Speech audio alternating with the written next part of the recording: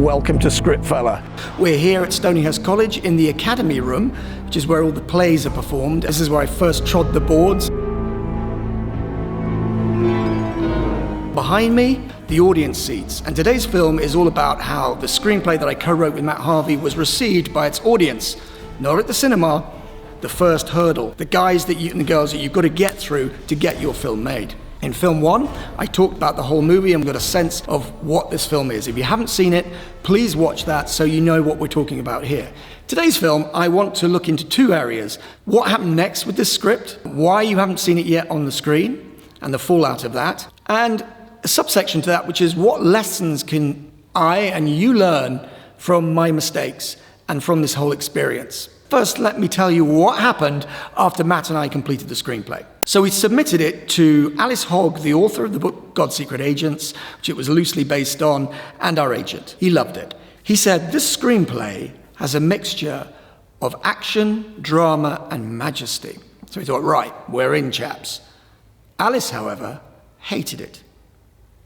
She said, you've turned my book into Top Gun in Cassox, which I think is a little unfair. It's more like Mission Impossible in Cassox. Well, that's the way I saw it. John Gerard rappels off the edge of the cradle tower after being tortured, and for me, that's pure Ethan Hunt. He's like an Elizabethan James Bond, and I always saw him as that. But Alice didn't. Alice didn't like the portrayal of Gerard as an action hero. Alice didn't like the fact that we've composited some of the events. Can I have a little confession here? I've just pitched you in film one the story of John Gerard and his various beats in his journey. And to be honest, that's about 70, 80% true. But I think the 20, 30% that wasn't true, that was invented, that did not land well with Alice. What was not true about that? One, John Gerard was not a boxer. And we introduced him at his most characterable, beating the crap out of somebody, a big bruiser in the Swiss Guard, as I told you in film one. And so from minute one, she's reading him as a boxer, and she's thinking, oh my goodness, what have they done? And that must have been tough for her, and I totally get it. I think she saw more her movie as a kind of Man for All Seasons, which I love. Now you'd give the devil benefit of the law. Yes, what would you do? Cut a great road through the law to get after the devil? Yes! And there are elements of a Man for All Seasons, but to get bums on seats and also to tell something, a thrilling adventure of priest holes and invisible writing and escapes from the tower, I wanted to do Mission Impossible.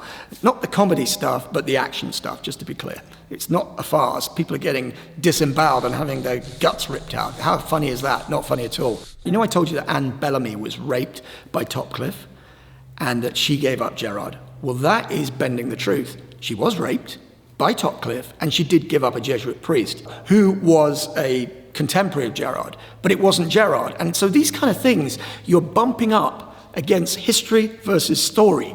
History, story, which one's more important? So another thing that we took a liberty with, the main prosecutor wasn't Topcliffe. But Topcliffe did prosecute Gerard, but Alice thought that we misrepresented what really happened. If you work with a historian, their whole business is getting it right factually, and some of the worst historians are people who make it up to tell a good story, and they're called frauds. So it's quite hard for them to transition to the movie business, where our business is, number one, to tell a good story. And, you know, sometimes we can't allow the truth to get in the way of a good story.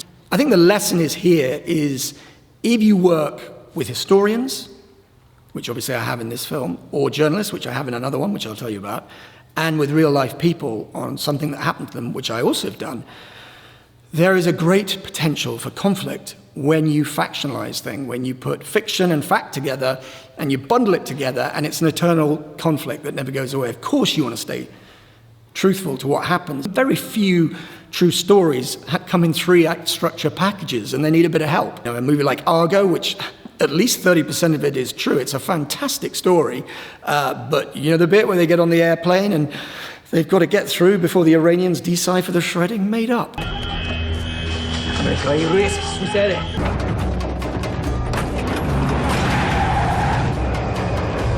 Alcoholic beverages are now available as we have cleared Iranian airspace. You've got to be open to telling the best story possible. And for that, I'm often going to get killed by historians. And some audience members, they watch it and they say, oh, they made it up. If you want the absolute truth, watch a documentary. That's my opinion. Maybe I'm a bit cavalier, but I have a duty to my audience. And for a film of this size, you don't want to make it niche. It's period. There's a certain budgetary level, and if you're making a big movie, you need a big audience. Therefore, it needs to have a level of accessibility that perhaps A Man for All Seasons doesn't. I was so devastated by Alice's reaction that it was like I'd been, I'd proposed to the love of my life, and she'd said, not only I'm not going to marry you, but I never want to see you again. I just need some space to think at the moment. Okay, fine.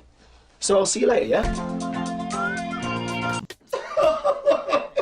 Now, Alice was very cool, and she's fantastic, so I'm completely going up the top. And I'm talking about personally, as a writer. I lost faith in our writing, in the way we'd done the story, and I thought, oh no, what have we done? We've created this terrible action movie.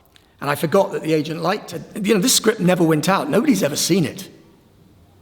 Because I just didn't want it to see the light of day, because, it's as bad as Alice says, it's bad for you, your career. There is actually a piece of good news on this, but I'll come back to that. But let's get down to the lessons of God's Secret Agents and what I learned from the great experience of adapting this brilliant book, and it is brilliant, and you should read it. Yes, I'll include a link.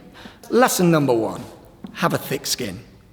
If you're in this business for 20 years, you'll have 20 examples of heartbreak projects, things that you desperately wanted to get made, that you believed in, and then other people didn't feel the same way that you felt about it. If you are going to put it in a shoebox, get a consensus. I sent this to my agent, and his initial reaction, which I kind of forgot, I was so devastated by Alice, was he said, this script has action and majesty. In the courtroom scenes, in some of the religious themes of toleration, it was a real, it was a chest pumper. But I just remembered what the last person said, who I thought was the most important person, this brilliant historian who'd spent so much time creating this book. And I took that to heart. So you're breaking up with me because I'm too blonde? No, that's not entirely true. Number 3 lesson, you've all got to be making the same film. In my experience, the biggest reason why filmmakers, directors, actors, studios, financiers fall out is when they have a different vision of the movie. You've all got to be making the same film. And sometimes in the beginning of a process, something that I'm talking about at the moment, I'm thinking, are we making the same film? And sometimes everyone just says, yeah, we are, until the script comes in. And there is the point of conflict, and that's where you...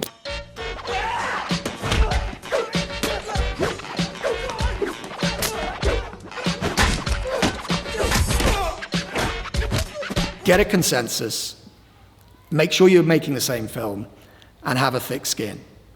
And the 4th is, some projects refuse to die.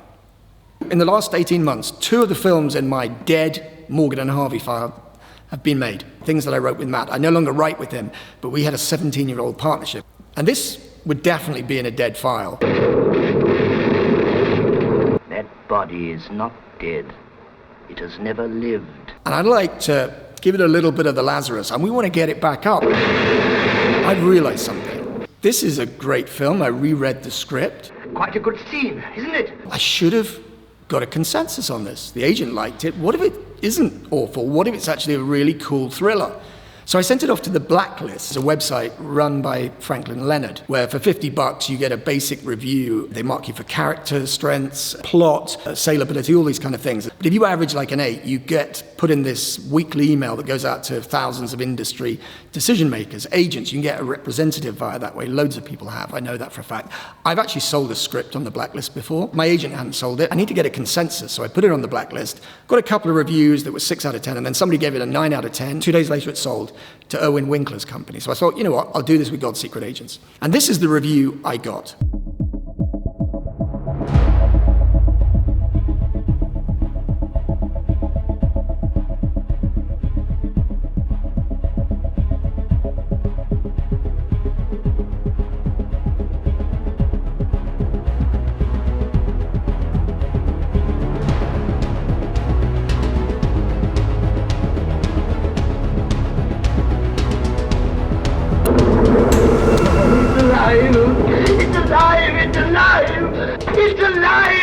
Maybe this isn't Alice's cup of tea, but it might be Mel Gibson's. I think Mel Gibson would be the perfect director for this film. Nobody does religious violence and skullduggery and decapitation like Mel Gibson. He's a Catholic. He knows what it's about.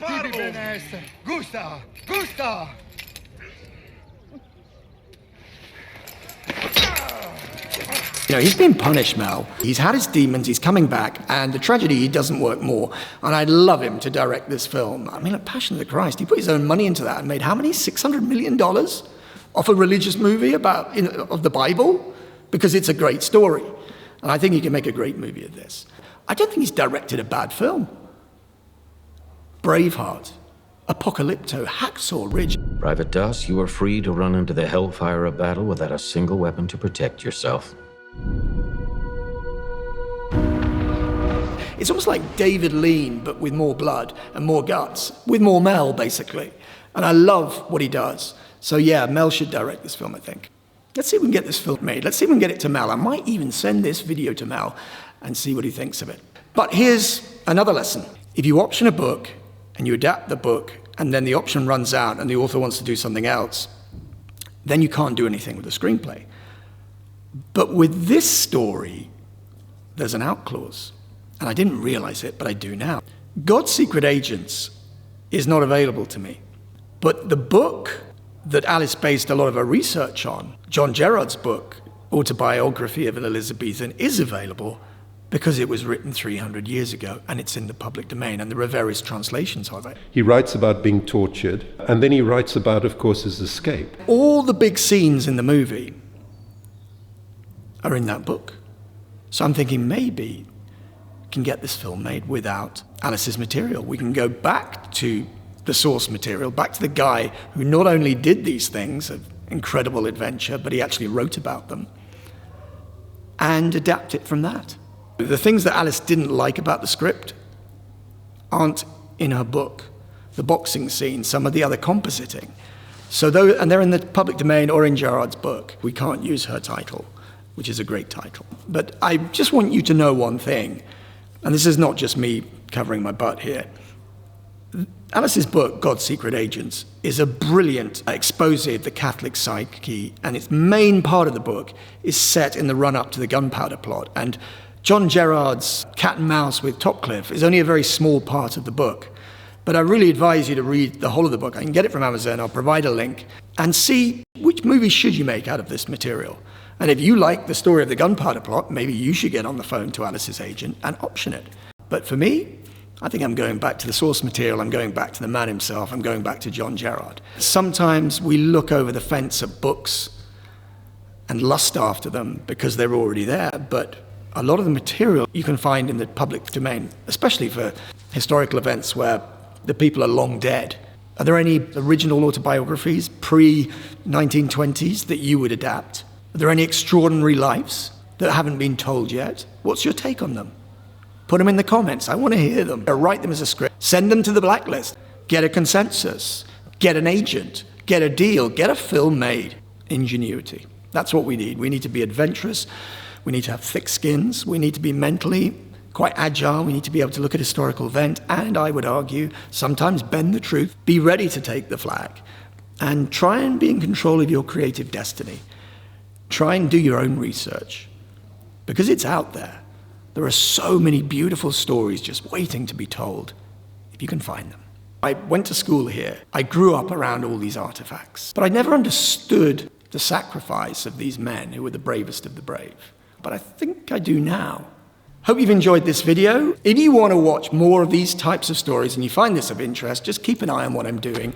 And let's get this community going. Let's get the comments going. I'd love to hear your thoughts on the historical adaptations that you've enjoyed. And any other screenwriting questions, ask me. I'm here. I'm here to help you, and I'll do my best to do that. And hopefully we can go on this journey together. My name's Scriptfella. 99.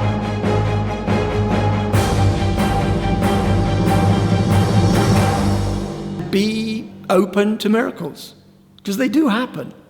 I think one might happen with this very script. Let's see. What do you say, Jack? Would you like a shot at the title?